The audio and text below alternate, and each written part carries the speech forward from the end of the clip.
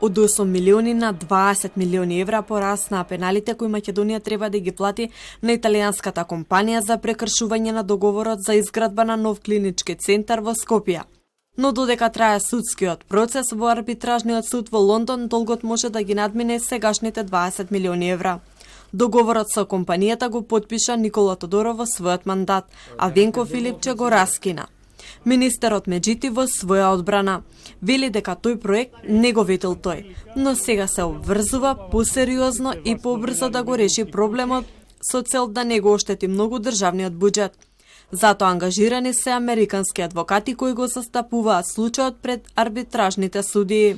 Ние си постапивме одма, значи под моја иницијатива, повара во влада, формиравме координативно тело со сите засегнати страни, со државно правобранителство, вице-премиерот Битичи уклучен, министерот за правда Лога и сите заедно веќе избравме америчка авокатска компанија која ќе не заштити. Целта е да не го оштетиме и да се заштитиме, да го заштитиме буџетот на нашиот. Клиничкиот центар требаше да започне да се гради уште во 2017 година, но со промена на власта договорот беше раскинат.